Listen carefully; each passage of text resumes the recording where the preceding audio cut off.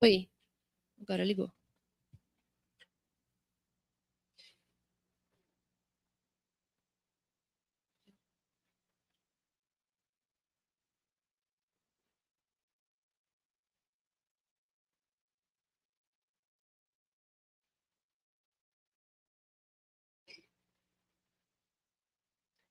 Good afternoon, everyone. We will be starting our session in just a few moments. I would first like to apologize for the delay in our programming. Would you sit there? Yeah. Thank you.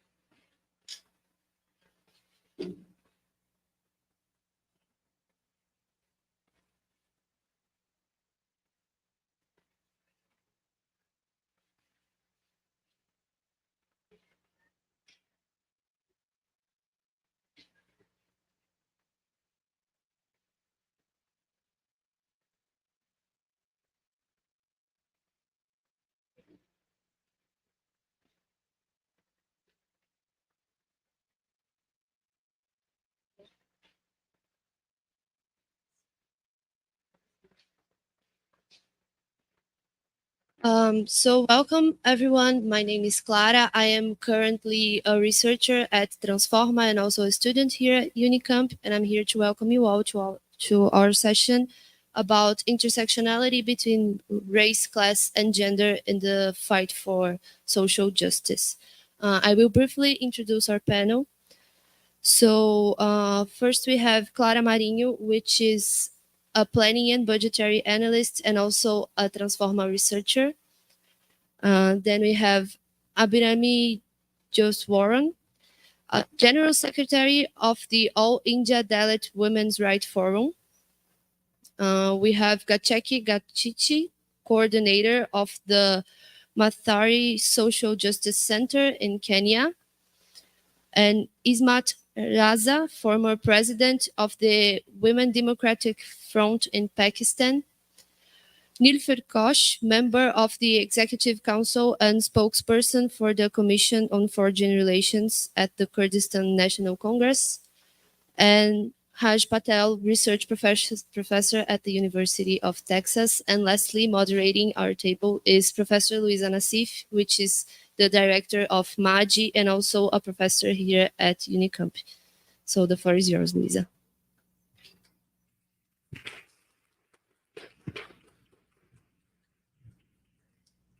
Thank you so much, everyone. It's a very huge pleasure to be here with you all today. I was given this honorable role of moderating the table with such powerful voices on the theme of intersectionality between gender, race, and class on the struggle for social justice. The table that brings us together today have all these very diverse voices fighting for social justice and against discrimination in many fronts, ethnic, caste, gender, among others. And on the one hand, each of us focuses on different manifestations of discrimination. But what connects us here is that we have dedicated our work to fighting against a common and violent power structure. Bringing us together is a unique opportunity to forge more strength in what connects us and to find a common agenda among those differences, which sometimes also poses some obstacles to achieving social justice and coherence. So I hope we can have a very prolific conversation among us and forge that strengthness. There's a little caveat that I think should be brought to light right away, which is the fact that English is not the first language of many of us here, and we do not have translation for this table, which limits not only the voices that are able to be part of the table, obviously, but also how we present ourselves, how we are able to formulate our thoughts, and how you all are going to be receiving this. So I think this is always important to think of how we create a world where different voices can be heard without always passing through this language that became our common denominator in the world. So I'm not going to take too much time in the beginning because we have a lot of important people here to speak. But hopefully I can help make some sense in the end of the different voices we'll be hearing. So I will start. I'll let you know what is the order that I thought for the table. So I'll start with Ismat Raza, and then I'll give the floor to Abirami Jotheeswaran, then Clara Marinho, Raj Patel, Gasheki Gashehe, and Nilüfer Koç. So without further ado, Ismat Raza, please, the floor is yours. I'll pass you the microphone.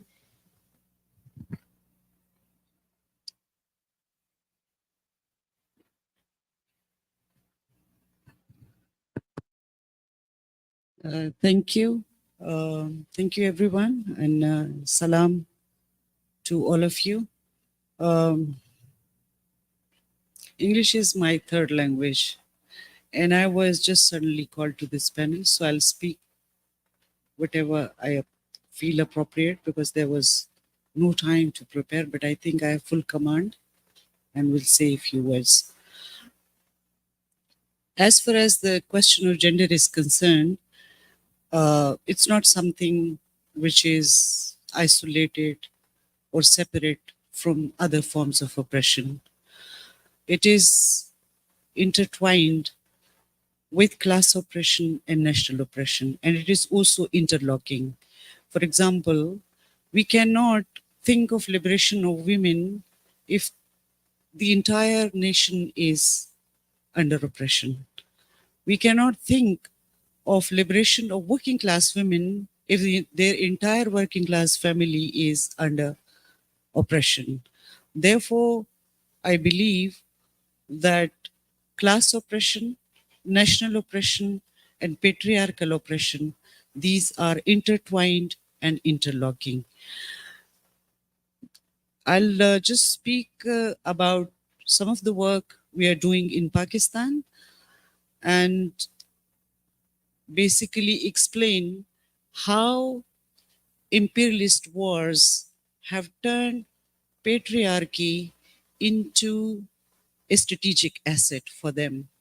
The kind of man, the kind of masculine man, the warrior who has been developed to fight these imperialist wars. Pakistan is a multinational state and suffering from last 40 years from an imperialist war. The Americans basically attacked Afghanistan, Afghan Soul Revolution, and Pakistan was created together with Israel in this second after the Second Cold War for the second after the Second World War for the Cold War, and both of the countries have played frontline states as far as the Anglo-Saxon empires economic and political interests are concerned. The status of women was systematically cut down to half, legally and otherwise. For example, if you're raped, the law says that you have to produce 4 male Muslim as witnesses. Interestingly, if there are 4 males standing there, a rape cannot take place. They will theoretically will have some humanity to stop it, but no. The law basically confuses adultery with rape. Secondly, we have half inheritance rights. Third is the law of evidence that women cannot give evidence in financial matters. So the women's status was reduced to create an extremist patriarchy. And the same has happened in Afghanistan. And I'm sure that in the rest of the Muslim world, the religion, the way it was used, for example, in ISIS, Daesh was created, the Taliban were created. These are forms of extremist patriarchy, fanatic patriarchy, ferocious patriarchy. And this was the requirement of the global capital to fight these wars. So in Pakistan, and also I guess my comrade Nilüfer will also talk about the Kurdish experience, but we feel that we as women, as socialist feminists, we have to expand the horizon of feminism, not only from liberal feminism, but also the socialist feminism horizon. We've been able in Pakistan to bring in national question into feminist struggle. There are thousands and thousands of mothers sitting on road looking for the missing people. It's a, ethnic genocide. It's a state involved in organized ethnic genocides of Baloch and Pashtuns. And I belong to Pashtun nation. Our lands were destroyed, our people were killed, and on daily basis, thousands of people are missing, killed, and picked up for ransom. That's the kind of situation we have. And in this entire scenario, patriarchy plays an important role in the sense that if, for example, in Afghanistan, there's a ban on girls' education. So you put half of the population out of public arena. There's a ban on them for running businesses. In Pakistan, girls' schools are being blown up. And after the murder of Osama bin Laden, because he was found by the Americans close to an army base under the protection of the army, and there was a mock campaign run by an NGO called Save the Children Fund. So they held this polio campaign, and that's how they got his DNA. And it was confirmed that he's here and he was being killed. In relation to that, all the immunization programs have been jeopardized because these women workers who are vaccinating the children and the women, they are being killed by the death squads. Therefore, I conclude that capitalist patriarchy has taken these extreme forms basically due to imperialist interventions, and the third world countries, wherever we have authoritarian regimes, have been backed up by this Anglo-Saxon empire now led by the Americans. And not only that, the way religion has been demonized. As a Pakistani, when I go everywhere, we are the Muslims are conflated with Taliban or religious extremist. If you're a Pakistani citizen and you have a green passport, if you travel around the world, they look at you as, the Islamophobic phenomena is a reaction to that.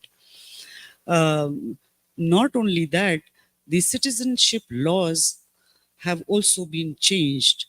If you marry a non-Pakistani man, he cannot be given a citizenship. You cannot bring in, you can go out by law. So all these forms are forms of extremist patriarchy. And the ethnic genocide and the national oppression is such that these are so intertwined that these thousands of women who are looking for the missing people who have been literally killed, but they don't know.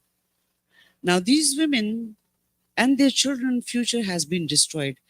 These are political workers mostly, and they are suffering from social isolation. People get scared that I will be picked up or something will happen to me. So not only social isolation, the men were breadwinner. It's after all a male-dominated society. So these families suffer from this war. There are military operations. First, the American created jihadis, and then they came and they wanted to fight a so-called war on terrorism. I call it a war of terrorism, not a war on terrorism. So, and now under a Doha agreement, the Americans brought in Taliban in Afghanistan. My country is adjacent to Afghanistan, and I come from an ethnic group. We share half of the nation with Afghans. We are Afghans, and within Afghanistan, there are Pashtuns, and there are Tajiks, there are Uzbeks, and other nations, but the largest population is Pashtun, and I come from that group. And given these circumstances that there was a 40-year war, and no nation on face of earth has seen this long war. So we formed the Women Democratic Front. It's a socialist feminist organization. We do feminist organizing. And in addition to that, we do political education. We do resistance building, like the rallies, protests. We do writing. We have our own journal called Narivat. Not only that, we have international solidarity, like we're part of the Progressive International, and trying to build a resistance movement, which is the most difficult thing to do in our part of the world because it's highly radicalized society. And to my horror, the Americans know the best how to play with religion and manipulate it. And that's what they did in the Middle East. That's what they're doing in Afghanistan, in Pakistan. So for us, religious fundamentalism, capitalism, imperialism, violent patriarchy, and not only that, our own state is involved and backed up by them. They support authoritarian regimes around the world.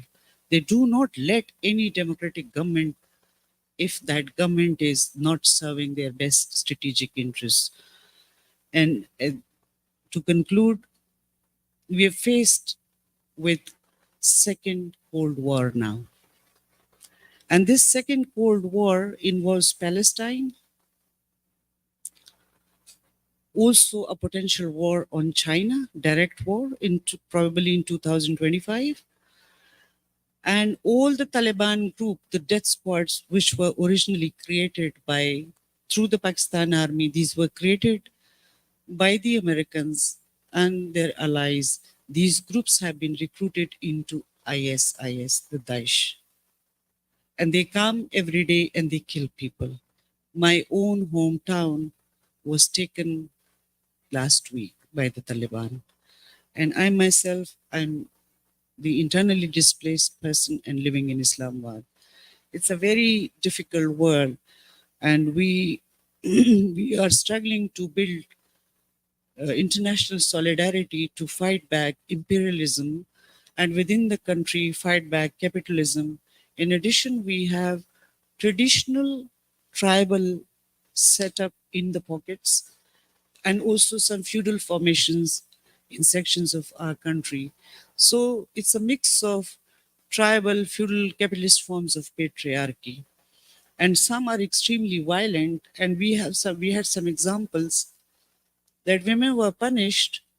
They were paraded naked on roads. And it has happened in India. My comrades from India can also explain these incidences. So for us, there is no other way except for building a socialist feminist movement, and we've been able to expand the horizon of feminism, and we've been able to bring in national liberation struggles into the framework of feminism, because there is kind of globally an artificial binary that if you're a feminist, then that doesn't mean national liberation struggle, or that doesn't mean class struggles. But we've been closely co-organizing with class struggles with the left, and fight against patriarchy and also against imperialism and the ongoing violence. Particularly, Pakistan is a national security state. All powers, economy, politics, everything is taken over by the army. And in fact, Pakistan was created as a cantonment post by the Britishers, later on taken over by the Americans. So I just close this subject by saying that feminism essentially must involve all progressive forms of struggles. Otherwise, it is very limited, and at the end of the day, it is used by imperialists as a ship run by women only. The capitalist ship run by women only. They are in power position and it means nothing else. They are just co-opted. And Madeleine Albright, Condoleezza Rice, or Hillary Clinton, they are not feminists at home. They create pretexts like Taliban, like Daesh, and many other outfits. And then they say, oh, there is human rights violation, women rights violation, let's bomb them. So the way liberal feminism has been used, co-opted by imperialism, that's one of our concern.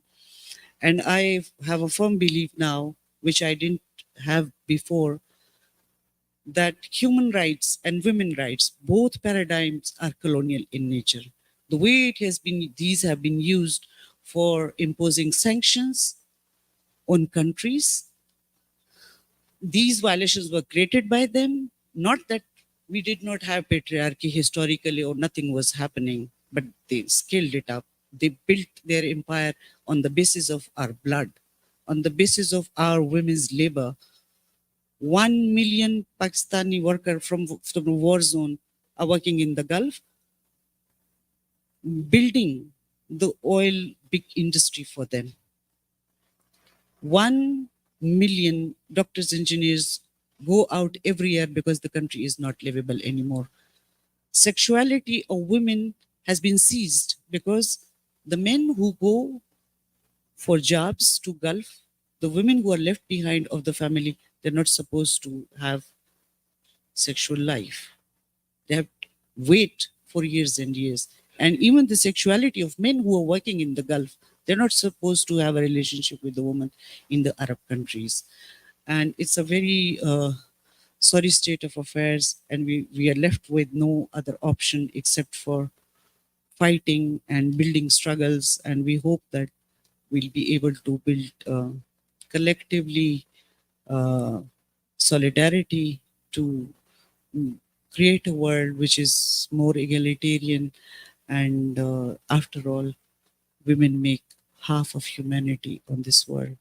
So we hope that our collective struggle will lead all of us towards collective liberation and an egalitarian world. Thank you.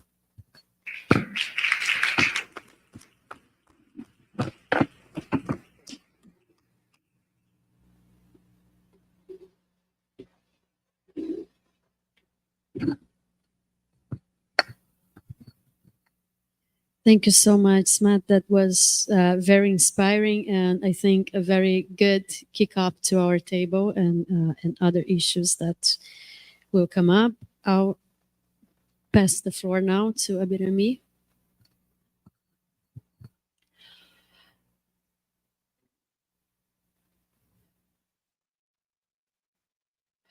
Yeah, thank you. Thank you. Good evening, all.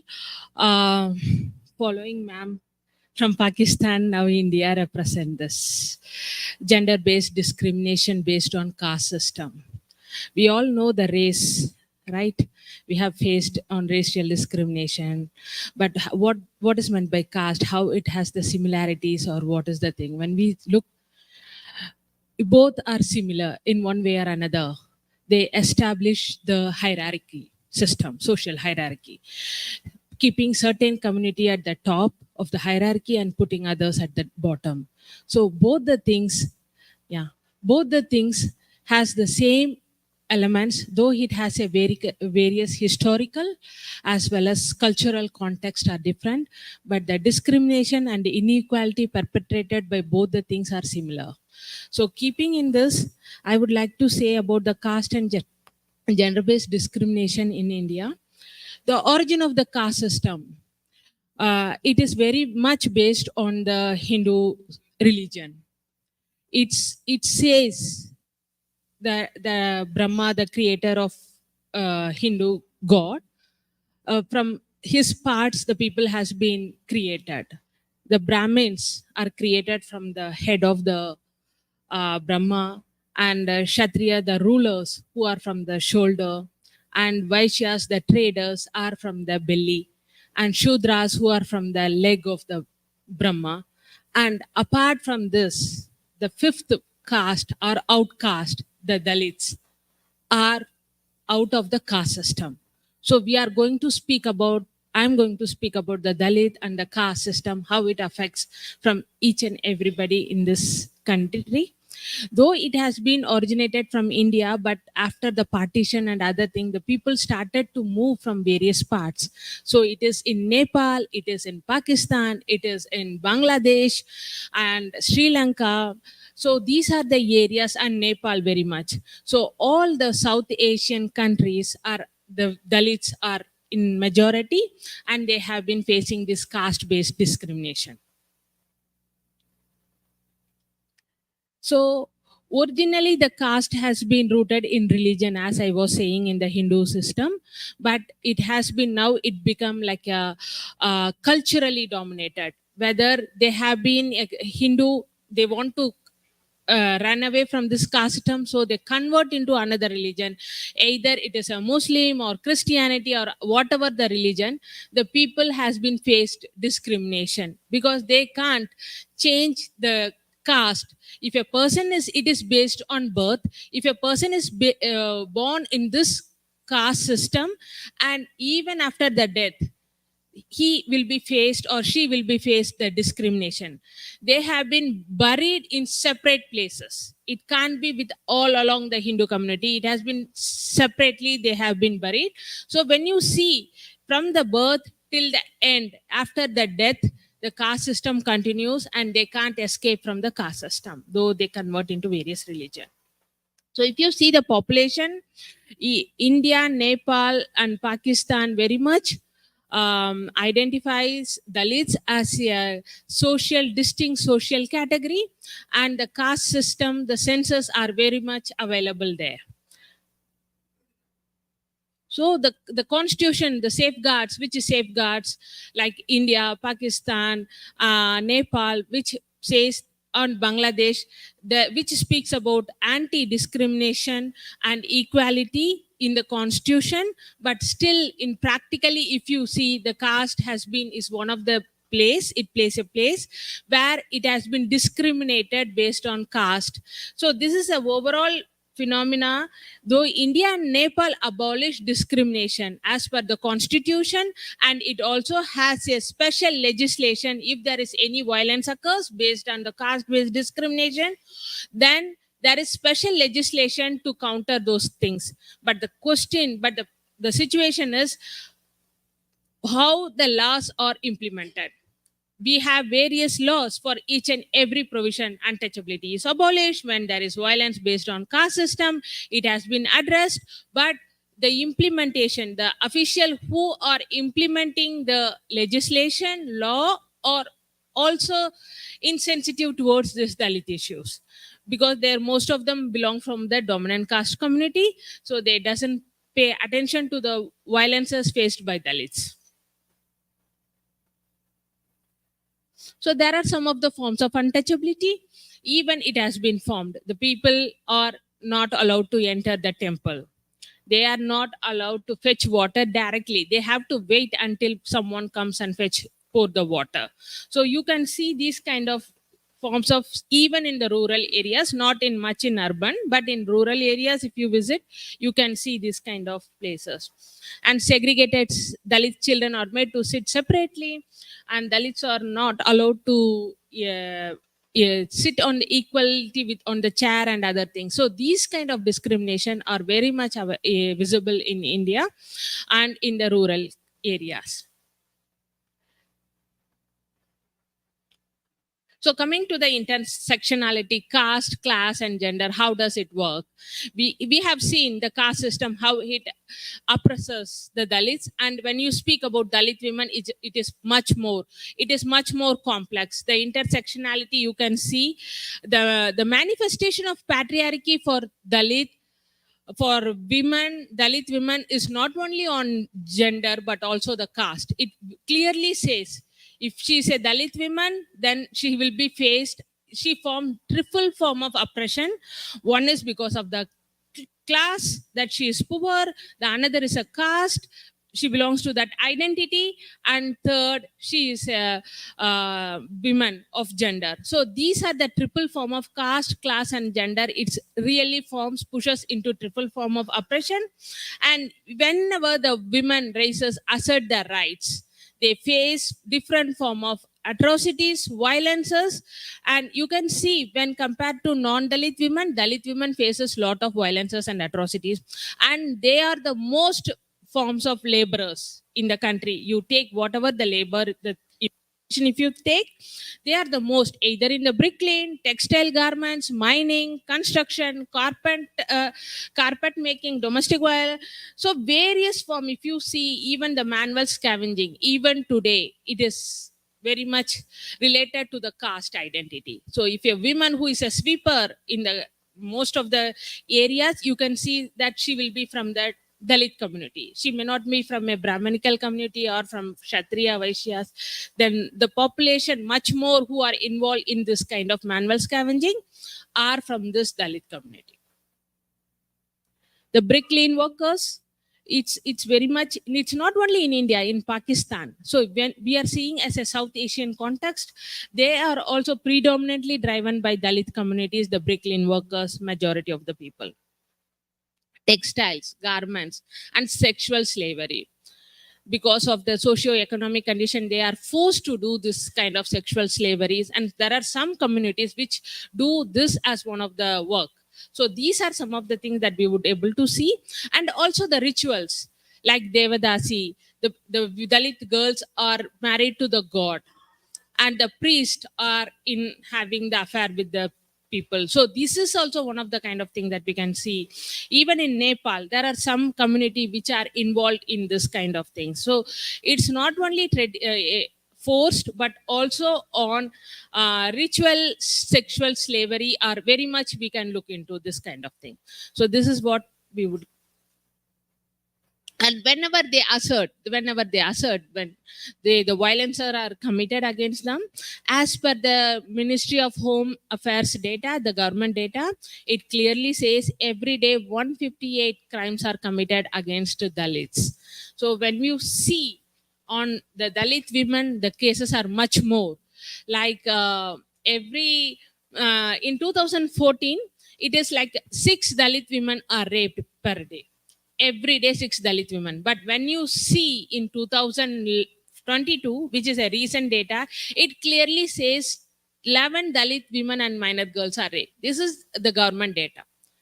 So we know how difficult it is to register the cases in the existing government and the phenomena, but even though when we see the look into the cases, it is much more greater, the numbers are increasing, and men from the dominant community use the violence against Dalit women as one of the tool to silence the whole community. It's not only just they want to teach the community a lesson. So in order to teach the lesson, they pick up the Dalit girls and they rape them, Dalit women, and rape them, so that they create a threat among the community. So this is also, we are very much looking into it. And the honor killing, the intercaste marriages. They have to marry within the same community. They can't marry outside the community. If they marry, then they will be killed. So this is one of the existing form of violences that has been coming, so that it maintain the social stratification within the community. People has to marry, and the system has to exist, the caste system. It's not only the violence, but how the government, how the officials are responding to this. I would like to state this example, Hathras, which is a very renowned case.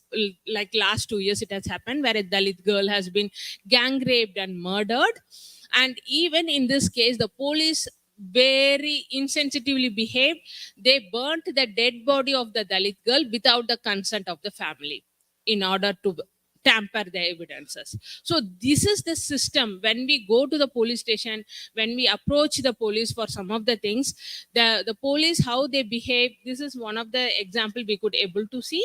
And in this case, we couldn't able to get conviction. There was lot of public outcry, and it became a national issue and international issue. But even though we could able to get only one person as convicted, and other all three are been acquitted. So we could able to see how it works. It's not only the impunity by the state. The impunity increases depending upon the caste of the survivor or the victim. So I would like to say this: even the conviction rates are very much lower when we look into that. So accessing justice is very difficult practice, even though the cases are increasing. But when we look into the justice system, it is not much more. So I feel in this way we have to work together, and we can see this is not the pattern in one country or another. It is in South Asia, the continent, the situation is very worst. So how we are going to look, how progressively we have to think. It is definitely important to emphasize human rights education. It's not at all available, though the constitution says very much the people doesn't follow the constitutional values. So we should demand on the constitutional values, on human rights education, and rational thinking is one of the important things, because whatever they are educated, they follow the caste system. They doesn't think about the purity and pollution concept. So these are some of the things we would like to see. And also the strict implementation of SCST Act. There are special legislation. They are very good in making legislation, but what happened to the implementation part? Until the accused are convicted, it can't spread any message to the other communities. So how the justice has to be provided. And also the international solidarity is also one of the issue that we would like to say. So thank you for this opportunity. I will be happy to take up any questions related. Thank you.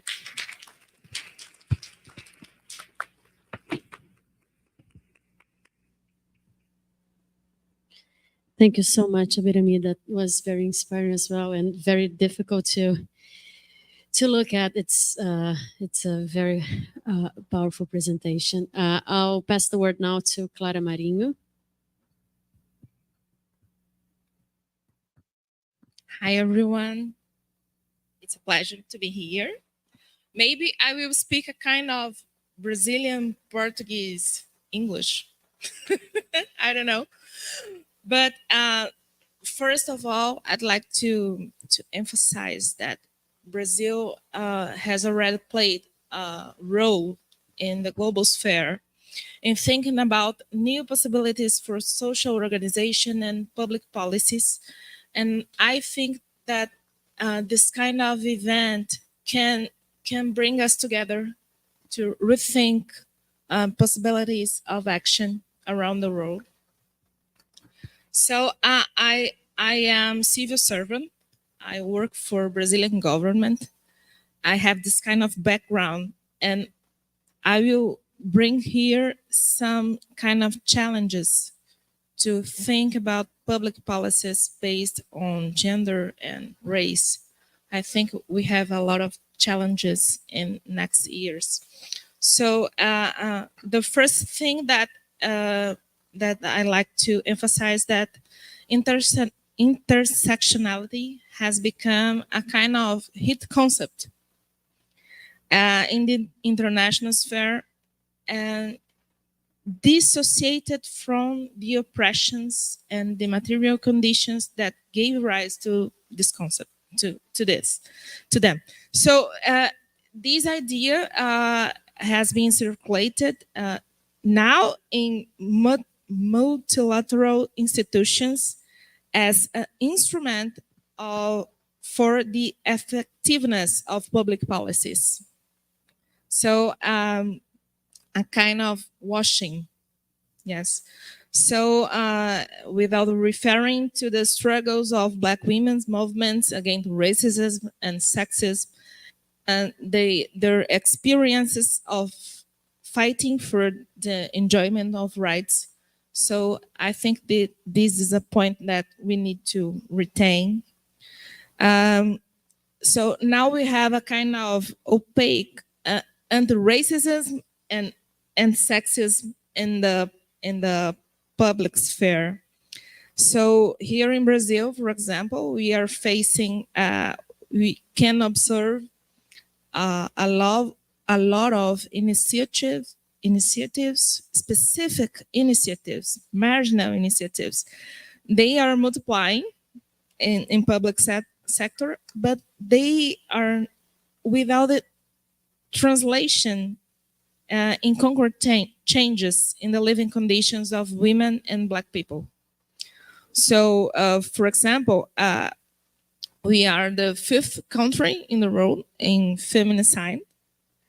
And now we have the same racial income distribution of the past 30 years. So in this sense, it's necessary to expand the scale of the dispute of the concept over the concept of intersectionality to bring us achievements in well-being. The second thing that I would like to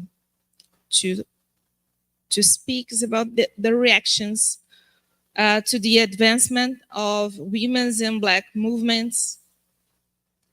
We have a kind of virulent response in the public sphere, translated in 2 main points. In the case of Black movements, we can see now a kind of disarticulation of affirmative action in Brazil, especially related to civil service. In the Brazilian case now, we have just a Supreme Court decision is supporting the racial quotas in public service. So the advancements that we have now, we are facing this kind of disarticulation, and now every day we can see books banned from schools. Now, if you open a Brazilian journal, a Brazilian newspaper today, you can see that a book from Ziraldo, a famous writer for kids in Brazil, was banned from schools because it's related to racism. And in the case of women, we have the reaction is about the right to abortion. In the National Congress, last week, we have a legislative initiative that criminalizes any woman who aborts up to 22 weeks, even the case authorized by legislation. So the action was only interrupted because the women's movement in Brazil is very organized and responded quickly, taking thousands of women to the streets across the country. And I would also point out that even though the Black and women's movements are the ones that take the most people to the streets today, our demands are called inconvenient.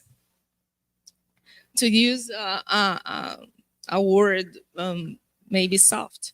So from being victims of the conflict over the way that the states operates, we are now considered a kind of we are the agents of problems. Finally, I think that we have a huge problem nowadays, that a huge part of working class, they have adherence to the values of neoliberalism. And this has 2 fundamental vectors: the social networks and the apps. The apps based work platforms like Uber. Here we have iFood and other apps that delivers food. So how can we how can we call these people to the collective fight again, because there is a problem here, and I don't have answers, but I can see that the extreme right can see these as a way of bring these people together to the neoliberalism project. So I put here 3 kinds of provocations. My English not so good, but I think it's okay to have conversations here. And please, I will now speak in português. Gente, eu tenho dificuldades para falar ao vivo em inglês. Não, para mim não é fácil. Então, por favor, se vocês tiverem questões que também tiverem as mesmas dificuldades que eu acho que podem ficar à vontade para formular as perguntas em português. E aí a Luiza, a Clara ou eu podemos traduzir. Obrigada.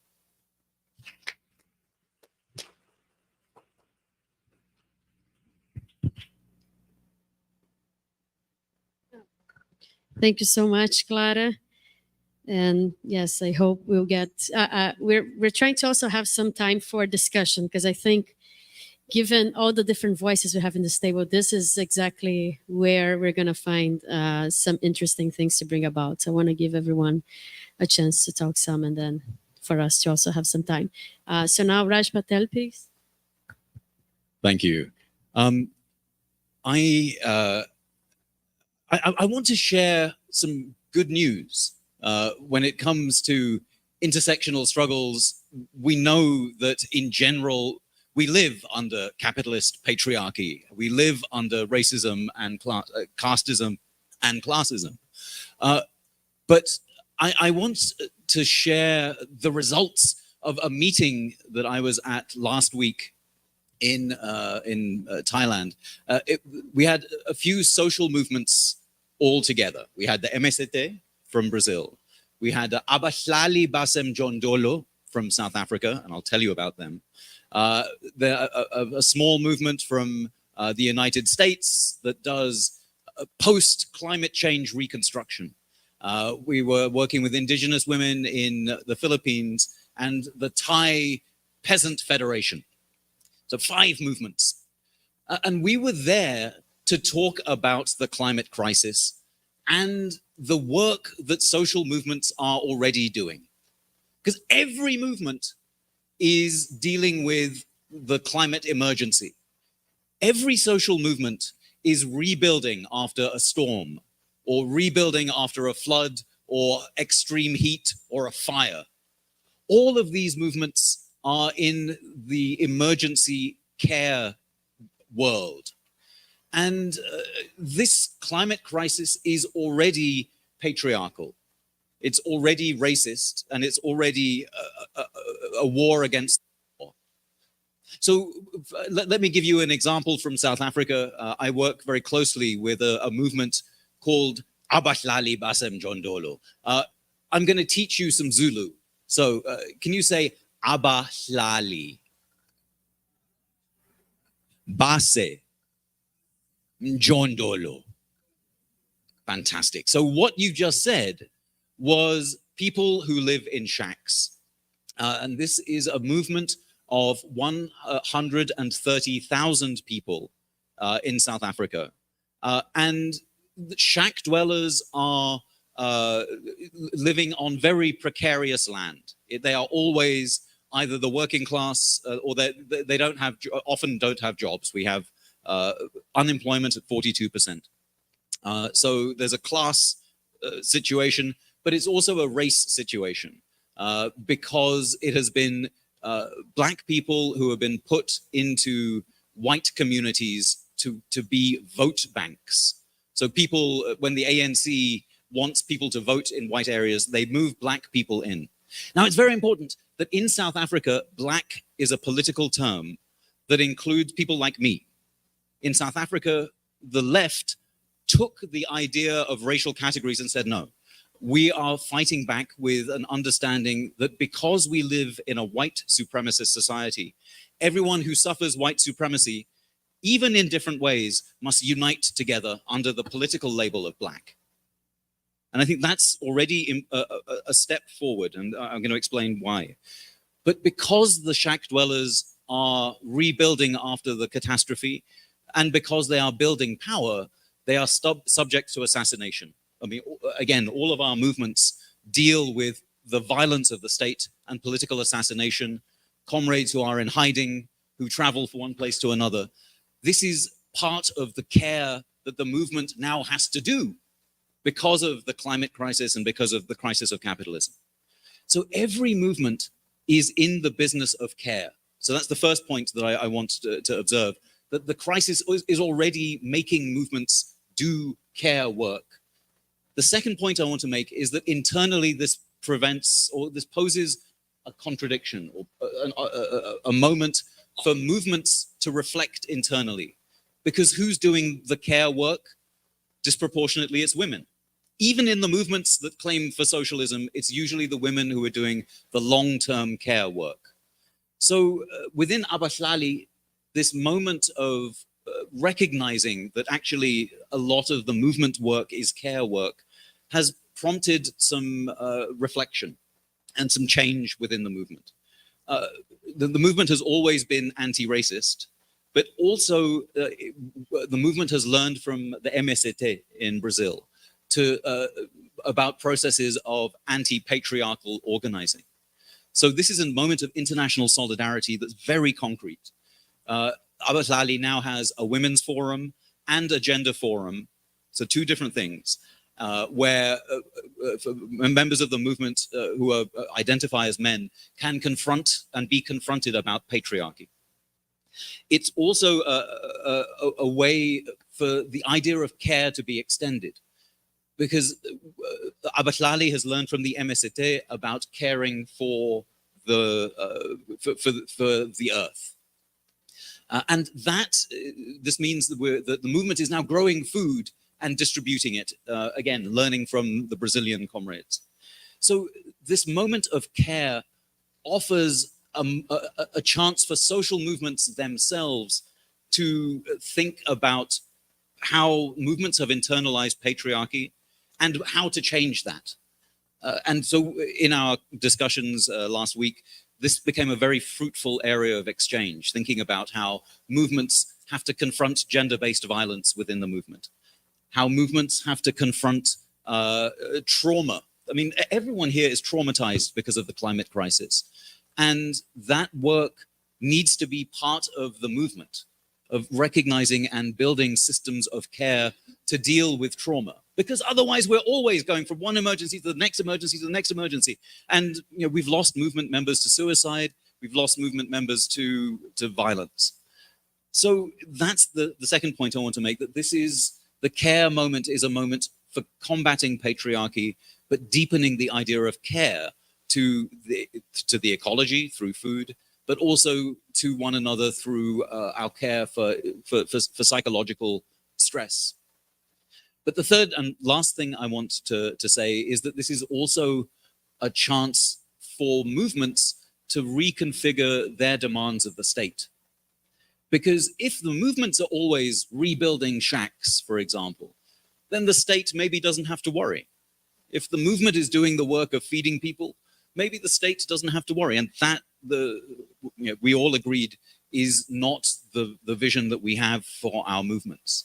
The vision that we have is for ecological and socialist feminism. And it's very important that these three things go together. It has to be socialist because capitalism is the source of these issues. But it can't be patriarchal because, again, that reproduces the worst kinds of capitalism in our hearts. And it has to be ecological when we make demands of the state externally, because the climate crisis is already here and it's already hurting us. So this agenda for care is a moment for international solidarity that works, where last week we were exchanging strategies for demanding better policy from the state. And we were thinking about how we organize to make our movements demand anti-patriarchal and anti-racist responses from the state. And maybe I'd end with a small anecdote from Abahlali. So you may have heard that there were elections in South Africa. And in South Africa, the ANC, the Party of Liberation, has fallen to the right, and they have become very chauvinist. And in fact, there are other areas and other parties that have fallen to a right-wing patriarchal nationalism, a Zulu nationalism that is precisely about the power of men and the power of tradition. Abahlali has always fought that. And you may have heard of riots in South Africa a few years ago, where there was anti-immigrant and anti-Chinese riots. They never happened in Abahlali settlements. And Abahlali, when the movements were, the comrades were deciding who to vote for, in the end, they voted for a small party called the Economic Freedom Fighters. But the EFF have also been flirting with the right and flirting with identity politics in a very negative way. So Abahlali said, look, we are 130,000 people. If you want our vote, you come to our settlement and you apologize for your racism and you apologize for your patriarchy. And they sent someone and he apologized. The movement was able to make this demand because we were organized. And I think that if we are interested in this intersectional, in the moments of intersectional liberation, then social movements have a great deal to share about anti-patriarchal and eco-socialist feminism. And that's the future we want. And I'm very grateful to answer your questions, but to share more. Thank you for your attention.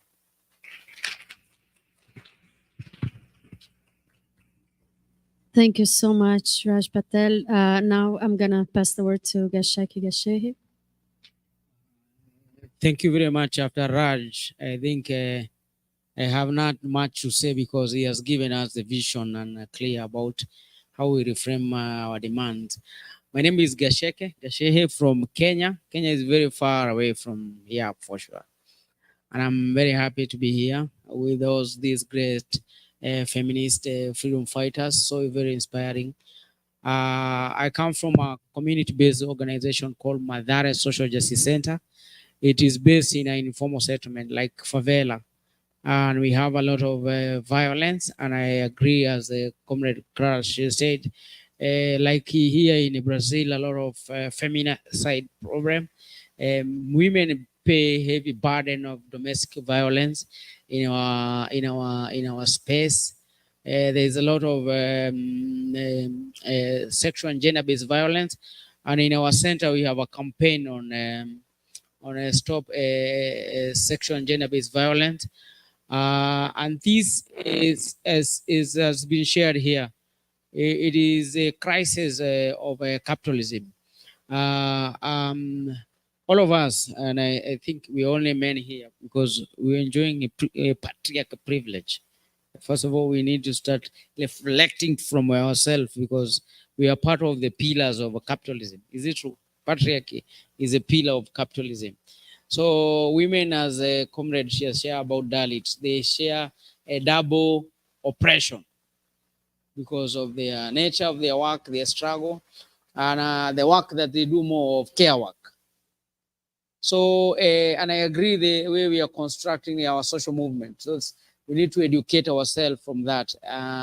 How are we constructing our social movement? In our center, we have many times is a women-led organization, but that does not mean in the society they don't face a lot of challenges in a community organizing, because you will find men always will have more time because women are doing care work. So they face a lot of these challenges, but then is a system that we are in. I'm very happy to hear about the history of Afro-Brazilian, and because in Africa, before the colonial settlement came, or before the capitalism infiltrated the African society, women, it was matriarchal. Matriarchal. Even naming, you name after women. But women, before capitalism, they controlled water point, they controlled food, they control fire. That time, man was not a head of a family. Before capitalism, before colonial settlement, before disruption, before slavery. So that society of women that was more powerful.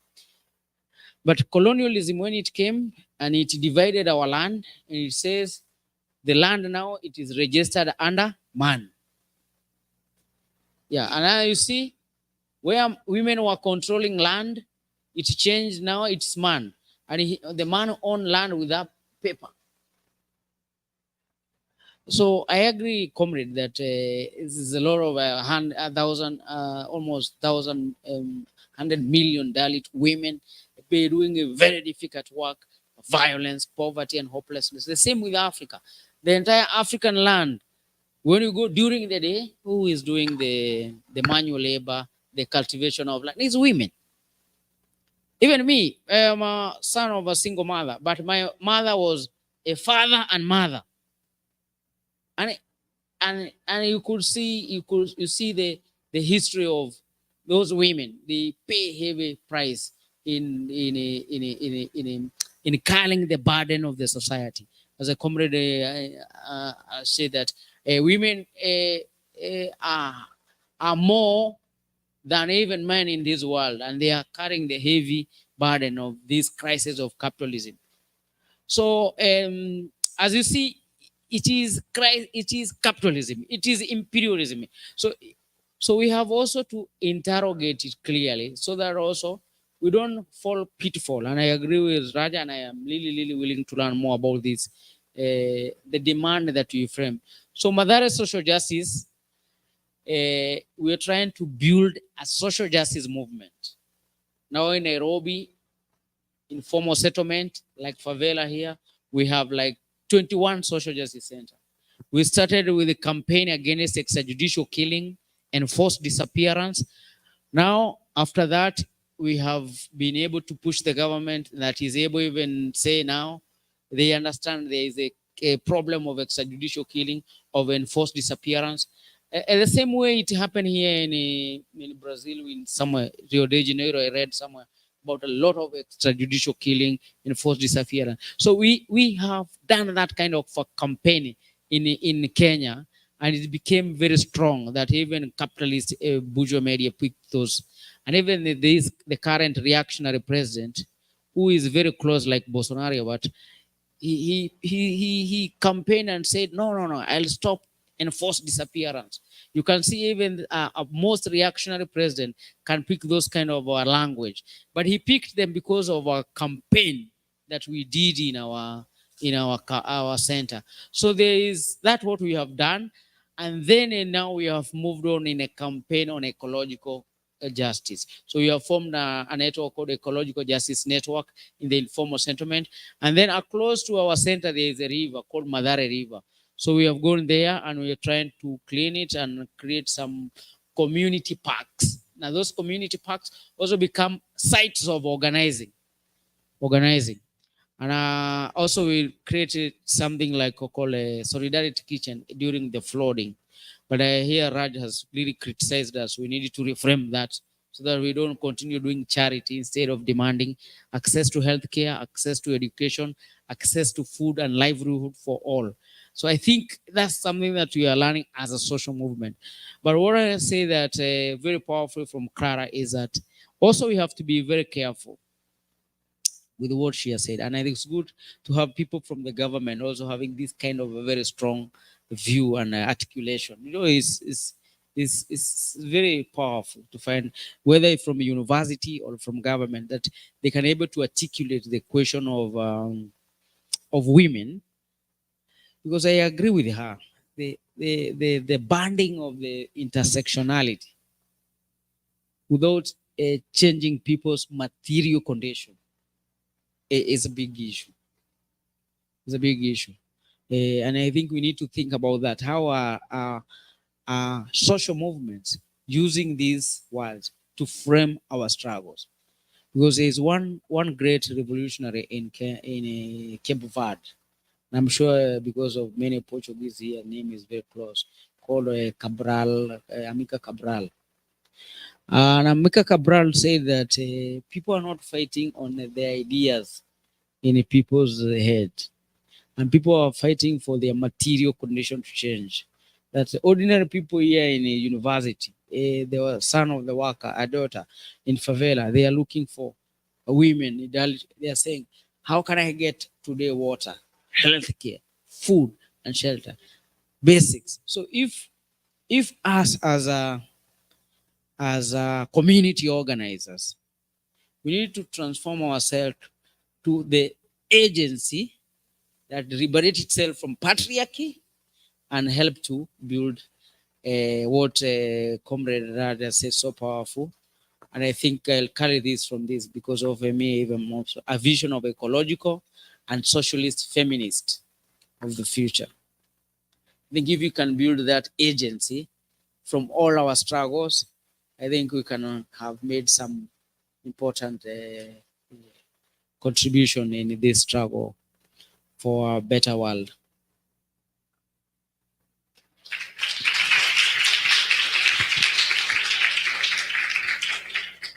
Thank you so much, Gashaki. That was also very inspiring. I'll pass the word now to Nilüfer.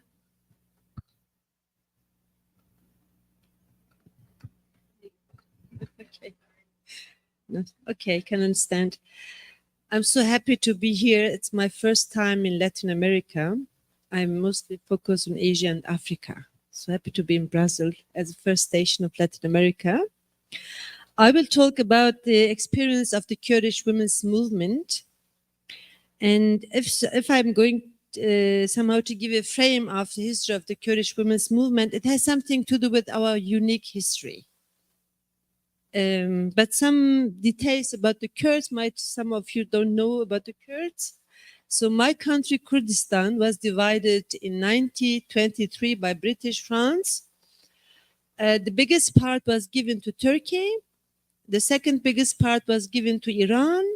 The third one was given to Iraq, and the fourth one was given to Syria. So we have 4 colonial states. As such, we don't have an easy task for liberation. So the British and French game was to make the people of the ancient people of Middle East to source of conflict and problem. Use them always against Turkey, Iran, Iraq, Syria if they wouldn't listen to Britain and France. So every time they have been using the Kurdish card. So this is the mainly part of the European colonialism in Middle East. It was affecting the Palestinians, but also the Kurds. So there are 2 main problems of Middle East, is the Palestinian issue and the Kurdish one. One of them have to be solved. I don't know which one will be solved. I hope we both can get our liberation soon. So the Kurdish women's movement is a very young movement. It has a history of 34 years. It was created in 9 years. As a result, when the PKK, the Kurdistan Workers' Party, was founded in the end of the 70s, then it was going through all the Kurdish areas, motivating the people for revolution. And in the 90s, it turned to mass movements. And interestingly, all the mass movements have been led by women. At that time, nobody could explain why the women are leading the New Year's celebration of the Kurds, which is on the 21st of March. We call it Nevruz. So after this leading of mass movements, most of the women went to the mountains, becoming freedom fighters. Firstly, few hundreds, later on few thousand. From 90 to 91, there have been few thousand women joining the guerrilla movement in the mountains of Kurdistan. It was a challenge for the PKK. They didn't know what to do with all these women. And the traditional role model of the society was reproducing in the mountains. So men have been the commander, women have been the fighters. So this was a challenge for the founder of the PKK, Abdullah Öcalan. He said, well, we are a socialist movement. In my movement, there can't be first-class men, second-class women, commander men, and fighters women. So what he did was together with women, he decided to split the army. So said women need specific spaces for their own, in which they can teach, be taught in history. So in the end, women have to know to respond to the question who they are. So because in the traditional Kurdish society is matrilinear, but because of Arabization through Islam, it turned to a patriarchal society, actually. Still, we have in the mountainous areas amongst the nomadic Kurds, mother-ruled societies, but in the urban area, it's mostly patriarchal. So all these women and men in the mountains, they have been reproducing the society in the mountains, in the socialist movement. Because the PKK itself said, we are a socialist movement. What has happened then, the army was divided. So the women's army was far away from the mixed structures from the men's army. This was the first step. Women got academic education in the mountains. You shouldn't understand as a just military wing. It's the mountains are the only areas where they have the opportunities to teach. In the cities, it was dangerous. Then after 3 years, these women have been to teach the men as the commanders. So then this experience that women are the key for social transition starts in the mountains. So women are the key to change the men, not the opposite. So that's why we say the liberation of women is more important than the national liberation.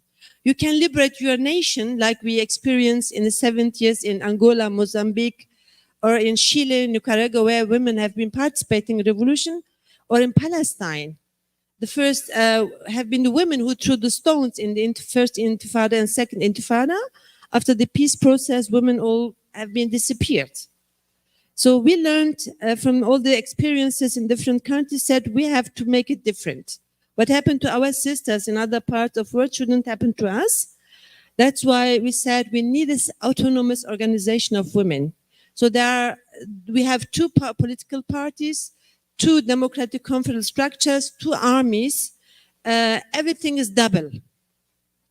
So the women's movement is a kind of trade union of women. Women who are involved in politics, they have to be member of the women's movement, because we say, if you want to create a democratic socialist future, you have to defeat capitalism and its roots, which is patriarchy. And since we are talking about global justice and gender issues, I would say justice firstly starts in the society amongst men and women. So because we say this is the source of the problem, the first problem and conflict of humanity is the enslavement of women. So women have been the first colonies.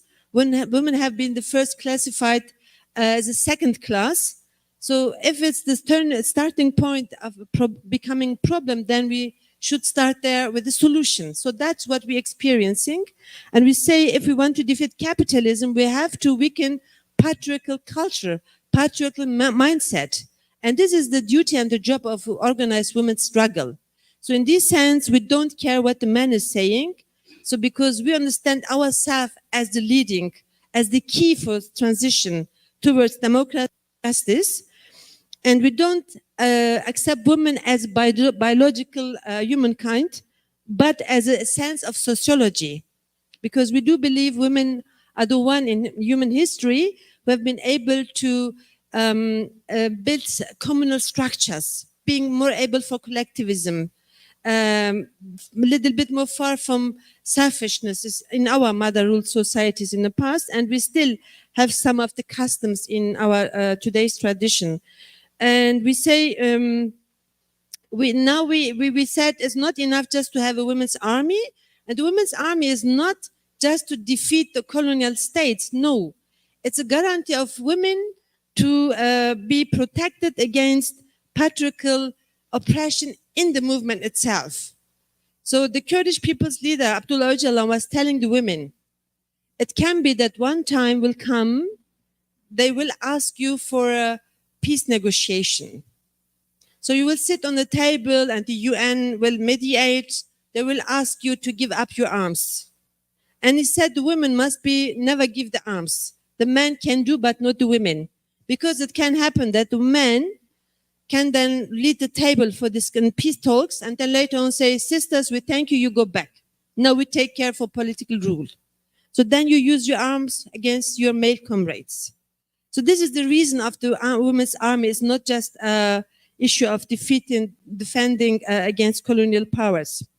The other point, which is another achievement of the Kurdish women's movement, is the creation of science of women, because overcoming capitalism and defeating its source, its roots as a patriarchy, needs also to liberate the brain, the thinking, the mindset.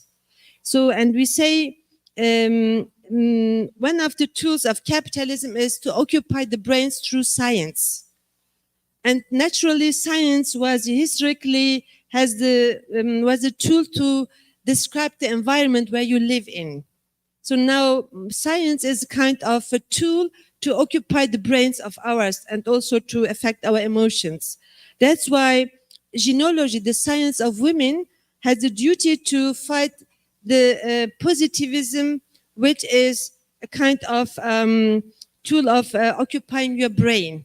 So in northern part of Syria, we have now several tens of academies of genealogy. So they are now working with the universities and primary schools. And for example, one of the achievements was not to give notes in the primary schools. So because giving notes means forcing the child to act accordingly to that what the teacher is saying. So freedom of pedagogy must start in the primary school, and this is led by the Genealogy Academy, which we have now in other parts of Kurdistan also. The other achievement is the system of co-chairs, since we do believe that patriarchy or man is representing us in politics, in leading positions, and sometimes they're tendency to much more pragmatist policy, and pragmatism is a tool of patriarchy. We say we shouldn't lose the ground of philosophy if we are taking political decision, and this is the duty of the male co-chair, the female co-chair. So the female co-chair is a symbol of democracy, the male co-chair is a symbol of power, hegemony, exploitation, patriarchy, etc. So transition of the men in the co-chair system, in this the women, female co-chairs playing the key role. So in Kurdistan, we have everywhere double this co-chair system, co-mayors, men and women everywhere, in NGO structures, in political parties, in the army, everywhere you will see this system. And today, I would say 34 years ago, it was a shame when you have been active in politics as a woman. But today, it's a shame as there are no women in politics in Kurdistan. This is the women's revolution, and we do believe with this attitude we experienced in the last 34 years, we do believe that our revolution is a female revolution. And this is the only guarantee for social transition towards democracy and justice in the society itself. If we can achieve this, then we can later on talk about global justice. At first, we have to implement justice in our own societies, first amongst men and women. That's what we experience in Kurdistan. Thank you.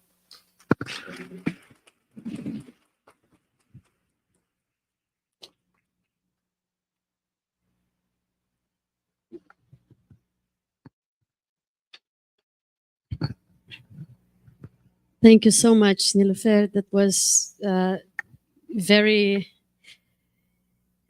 gave me a lot of food for thought. I have many ideas, 1,000 small notes written here. We are going to have 20 minutes for discussion. I think as the moderator, I'll start by trying to bring about a few things that I think connects some of the things we're saying. So one note I kept writing for myself here is that, I'm obviously reading all this from my academic lenses, from my own work and how this applies to what I'm doing. And one thing I think it's very clear for me is that somehow we needed an epistemological change on how we are approaching things.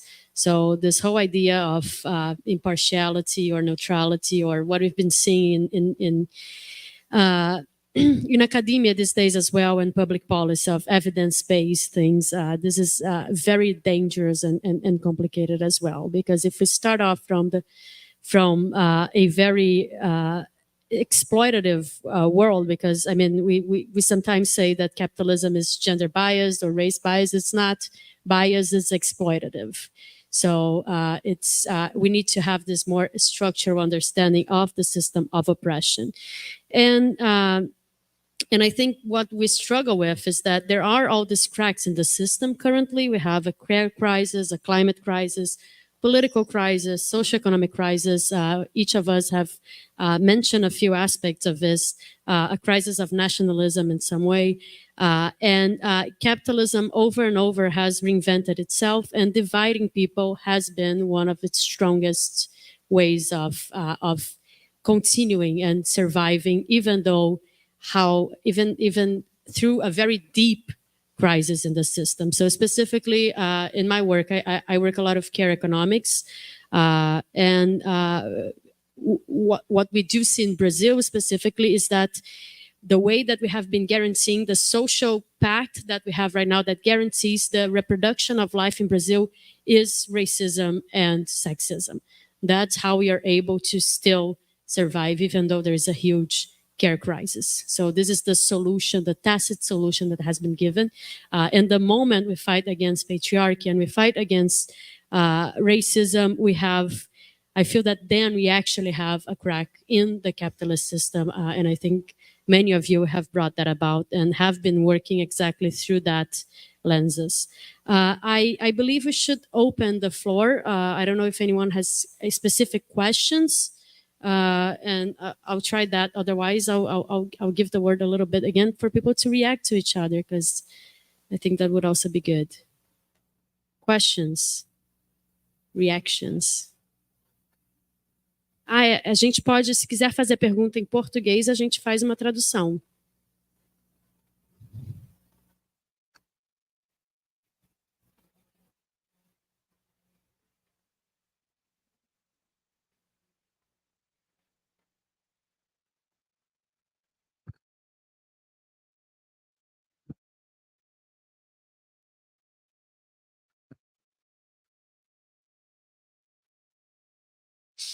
Hi, my name is Gustavo. I'm from here, from the Institute of Economic. I have class with Clara, so I get used to. But what I will ask is mostly, I see most of the importance. My reaction, I see a lot of the importance of the gender agenda all of the world, especially here in Brazil. I think we have struggles here for development, for many problems we have here. I see that it's mostly because we lost some of matriarchal culture. We lost much more of our Asian culture,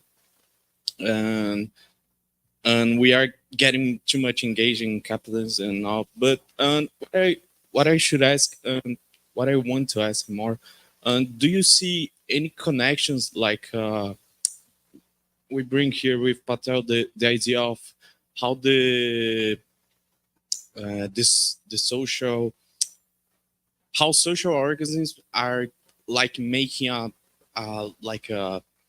small revolution, and that can change our culture. Do you see that in your country? Do you see like a movement that can like bring a difference? Do you see some perspectives? I mean, it's mostly like, do you see some good visions that what we can change for our words, and the movements you can see in your cultures that can change our words, like in many different places? I don't know if it's objective, but okay, that's most of my question.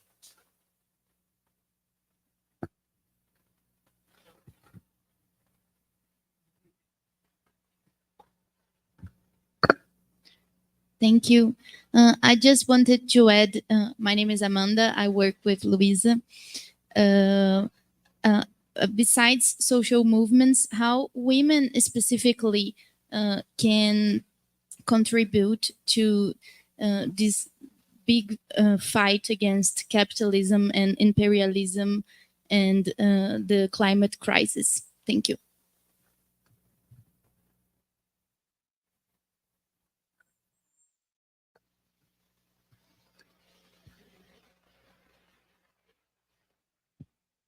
Okay, I'll pass the word, but I'll add, I guess I'll add a question framed on my own words a little bit as well, which I think connects a little bit to what was asked. But in general, I think you all talked a little bit about that, but maybe a bit more, just bringing about that more explicitly right now. But which strategies do you think you've been using in your own fights that are exactly protecting yourself from the fact that capitalism is there to divide us in some way? So how have you been working through your I don't want to say specific agendas, but you have been involved on fighting oppression from specific perspectives, and sometimes it is hard to fight from that perspective without being put on that spot of someone that is dividing the movement in some way. And I think class movement has brought that about many times, of identity-based struggles in some way being a divisive agenda, which I think from what I've heard today is not what any of us would think about, and would actually be trying to strengthen whatever movement against power of oppression is there, understanding that this actually unites us and doesn't divide us, but capitalism is there to divide us. So yeah, I guess you all understood my question. So strategies to avoid that problem. This second, maybe the second round, I'll go the other way around, actually, so that those that spoke, I guess Nilüfer that spoke last can go first. I'll switch the order to give a chance for people to react to each other in a different way this time. Thank you.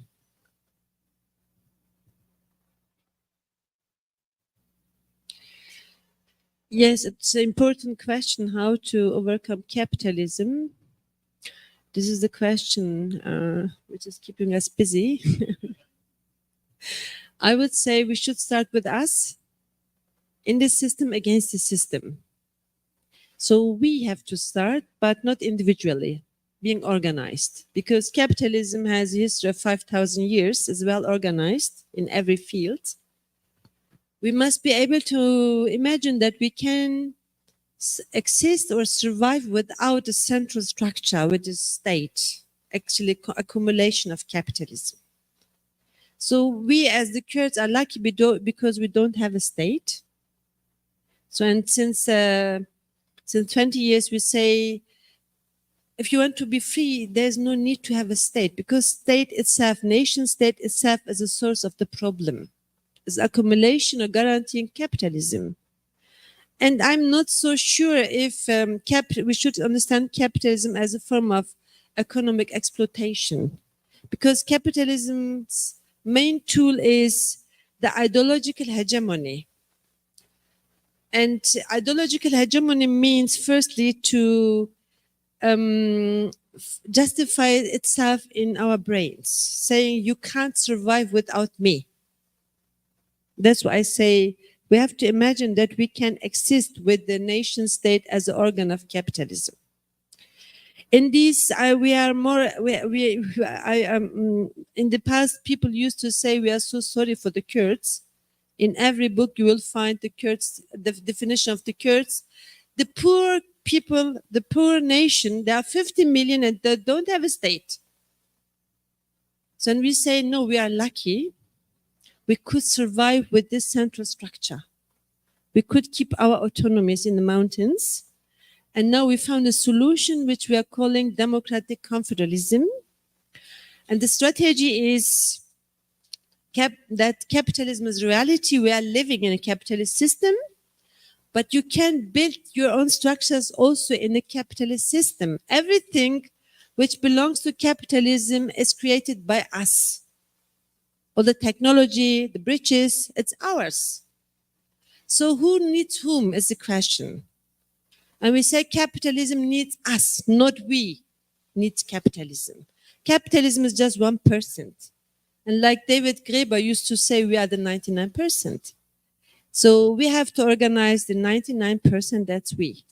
So we have to overcome the obstacles of nationalism, sexism, and religiousness.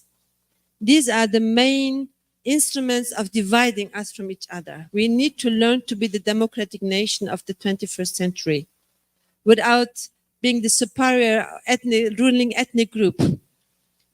So if we achieve this, I think it's easy to overcome capitalism. So that's from my point. And I think we lost in the class struggle, the contradiction of class struggle in the 19th century. We lost also in the national liberation movements of the 21st century. And we do believe that the women's revolution will lead the 21st century. And if we believe in this, we organize ourselves as women, the 21st century will be the century of women's revolution. That's what I believe.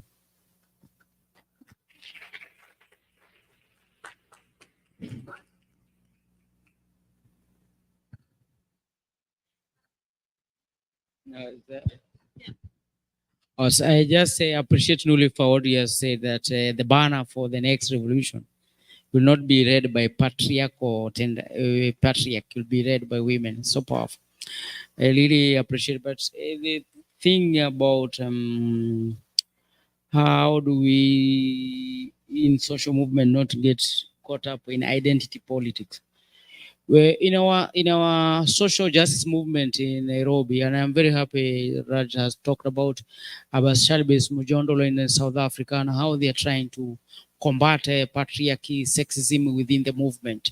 That's very powerful, having reflections and knowing the role that women are playing, and also Nilüfer has talked about a key role women playing in doing providing leadership. So in our social justice movement, we have developed something called organic intellectual network. And then what we do is we take books, we study, and especially there's one paper that was written by Thomas Sankara, which said there is no revolution without liberation of women.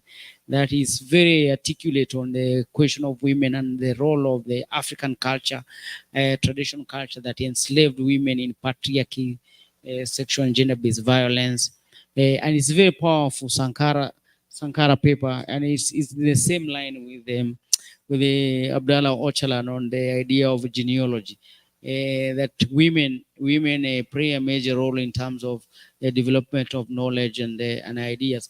So we have these reflections or organic intellectual networks, and majority of or some of our young women who participate in the reflections. And some of this discussion is led by the anchor of what Sankara wrote about. There is no revolution without the liberation of women. And he articulated the whole question, even for sexism. And sometimes it's very critical even to the marriage. And he exposed to show marriage is the same as what Nilüfer was talking, the enslavement of women. Marriage that women is there and is like a property, the African culture that women are sold like a commodification. I think with these reflections, sometimes it helps us to see the weakness also we have as men within the movement. So the struggle of identity politics also is part of creating the consciousness to ourselves and to know that we have pitfalls in this political debate. But the other very important thing is also building of organization, that you are not as an individual, you are within an organization that help you to transform yourself And also you help to build an organization for creating an individual and collective agency for the transformation of the people. I hope I was able to answer the question, Luis. I think I'm next, and I agree. I don't think you can do this individually. It has to be an organizational project, and certainly in Abahlali, for instance, the problem is the state. Police violence is a huge problem. Organizing accountable protection within the movement is a vital part of the care. And I think that is one way that we live within the very violent police state that seeks to repress these movements. The other technique that we have, and I'll be brief, is again, Nilüfer, the idea of science. There's every movement I know that's worth a damn has study groups.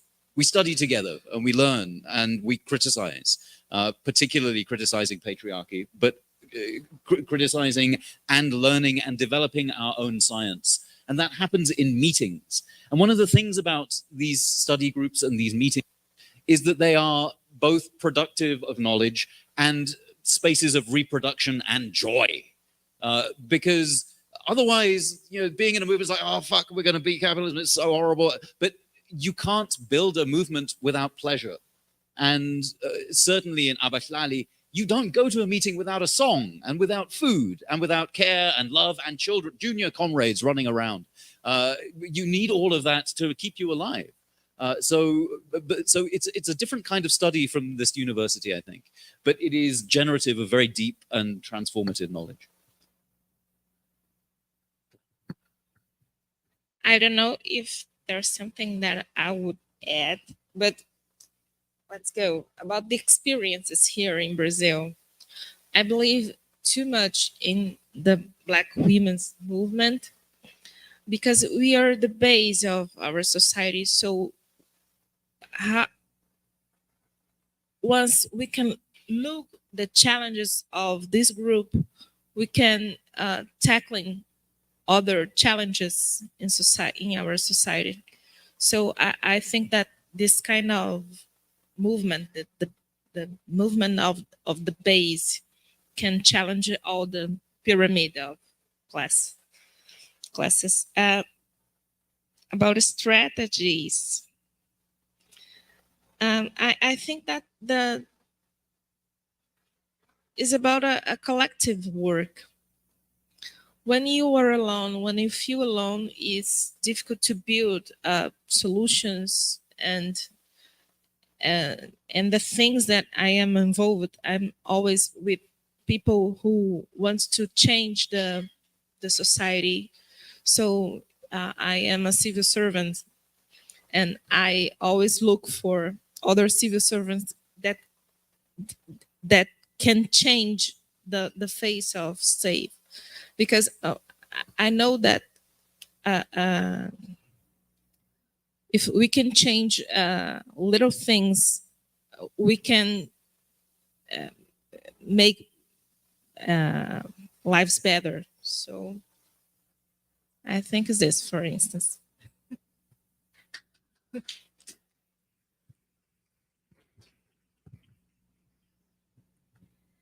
Yeah, bringing the changes. I will speak on the perspective of Dalits and going into the specialist are there to speak on capitalism. So I feel that it's not only the burden is on the Dalit to bring a change. It should be on overall for all the human being. The perspective of how we are looking as each and everyone as a human being is to be spread. We have to start from the youth. We have to start from the adolescent girls, the adolescent boys, because the changes, if you see, we can't, whoever the men or women, it is very difficult to change at this age. But when we look into the childhood and speak about the human rights, speak about equality and the other institution, definitely we could able to bring changes. That kind of faith we have on the system and other things. And I also feel it also necessary for us to work with the overall community. The solidarity group is very much important because it is not only our fight. it's everyone fight. So we have to come together, we have to bring in solidarity so that the situation of today is very worst. That is very critical.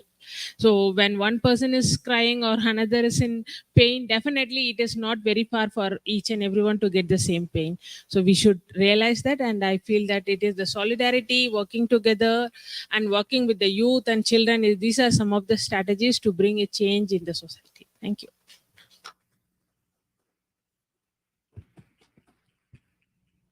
I guess everybody is so tired, so I'll be very quick. The first question about, your question on the difference part, as far as Pakistan case is concerned and my own experience is concerned. In Pakistan, the woman question was never recognized as a political question. It was always seen as a domestic issue, cultural issue, and as a socialist feminist movement, the Women Democratic Front has been able to struggle for recognition of the woman question as a political question. And interestingly, even sections of the left did not recognize the woman question as important as the class question or national question. Particularly the old guards, the classical left, thought that the centrality of class struggle is important and overlook the national question and the woman question. And interestingly, Lenin also did not recognize feminism or nationalism. He defined it as the national question or the woman question. So the struggle within the left, within the country, and within the democratic circles for us was important to build a narrative within the country that the woman question is a political question. And women and socialist feminist women have a very strong agency, because in strong patriarchal societies, 1,000 men are equal to 100 women's resistance, because women's resistance is more powerful, more visible. In a country where women are not allowed to come out, if women are in direct confrontation with the military, with the state, with the mullahs, then it means something very important. As far as what women can do, your question is concerned, women have been part of all the revolutions of the world. Be it trade union movement, be it feminist movement, be it national liberation movement, they are everywhere. The health workers fighting against privatization, the teachers fighting against privatization, neoliberalism, and in the national, look at the Kurdish example. So women can do wonders. It's the women who are actually sustaining all the families, producing doctors, engineers, and giving it to the world economy. I think if the women were not there, maybe the kitchens will have would be the most dirtiest places of the world. So from kitchen to politics, they are running this whole world, and they have a great contribution to make, and they can change the world. And the last revolution, I think, of the 21st century will be women's revolution. That's what I believe in. Coming to your question, that's the key challenge. As far as feminist movement is concerned, I think it has a lot of limitations. It cannot bring revolution on its own. Secondly, isolated feminist movement cannot do much also. And by isolating themselves, what they do, they cut themselves from international politics, from class struggle, from national liberation struggle, from democratic struggle. It's only about either patriarchy or gender roles and things like those. So what we have done is, to deal with this issue, our strategy was and is to locate ourselves clearly in the left. And we made in our recent manifesto an open declaration that instead of having an isolated feminist movement, we better be placed in the left to co-organizing together, because the woman question, or for that reason, the national question, both have gender aspect, and so is true for class question. So we work together with the left. We are part of the left, and we've done an open declaration that we come from the left tradition, and we'll be collectively struggling with the left. And we say it in Urdu, Sanji Jedojehed, Sanji Azadi, means collective struggle and collective liberation. Either all of us will be, all of us will be free or none will be free. So we work collectively, work with the left. No feminist movement can make, revolutionary gains if they are not closely connected with the left. And more importantly, a political party is the best formation for bringing a revolution.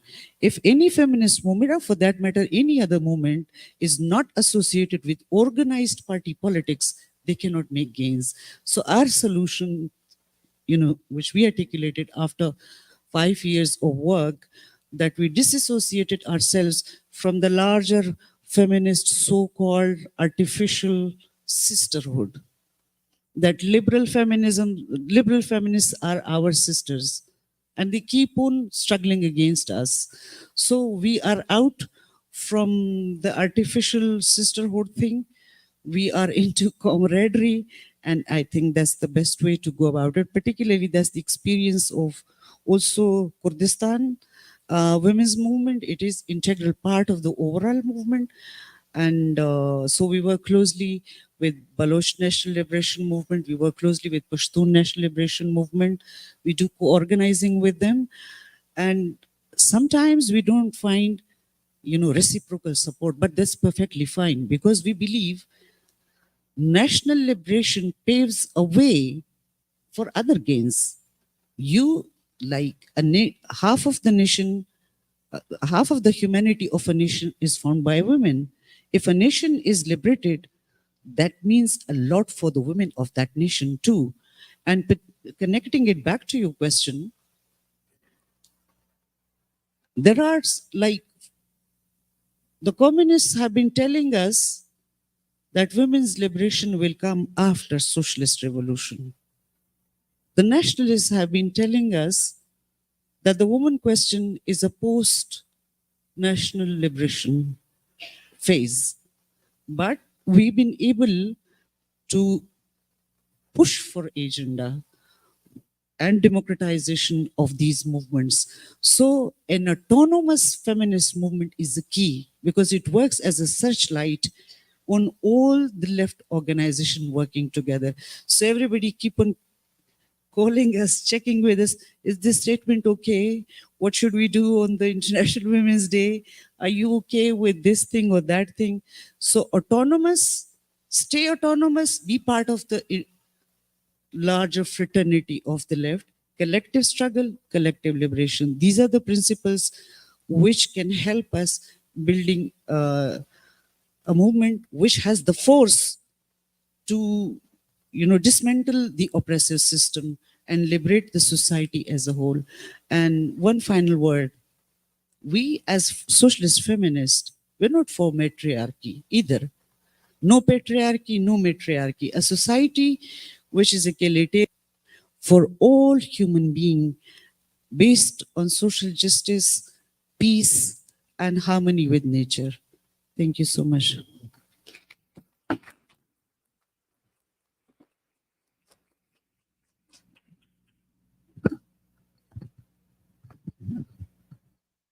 Thank you so much. There's so many things to think about. I'll end by just thinking a little bit, or maybe a little bit of criticism about what Brazil might be doing wrong every now and then, or what I think we have to learn from you. So I wrote down like a few things that I think the left movement in Brazil could learn from this table, or what the right actually has been doing correct and we've been doing wrong. And the very first thing is this collective understanding. I think this is something that in Brazil, the right movement, the far right movement has really been doing extremely well. They have been building community-based, really rooted movements that the left somehow is not doing as much. The second one is something that came from your talk, which is you said we've been fighting in the ideas and we need to be fighting about the material conditions. And I think the left very frequently in Brazil is really an elite movement that has been fighting on the ideas and not as much being involved in the material conditions. Exception done to many movements like MST that has been mentioned. The other one is properly fighting against state-based violence. I think we, especially now that supposedly the left is the government, which I mean we can have a whole other discussion about that. But I think the state-based violence in Brazil, and I mean two basic examples is police violence against mostly Black people, and that the Black movement has been fighting extremely well. Second one is, for example, what they're just trying to pass now, 20 years jail for women that abort after a rape after 22 weeks. So the rapist would have 10 years, women that abort would have 20 years in jail. This is state-based violence as well.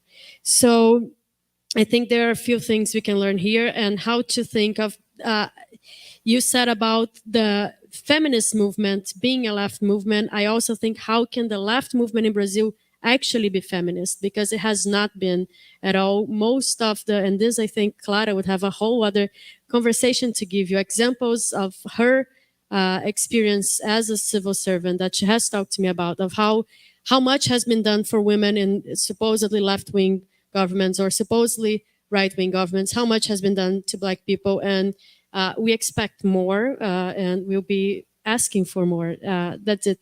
Thank you everyone so much, and thank you especially to the panelists. This was very enlightening.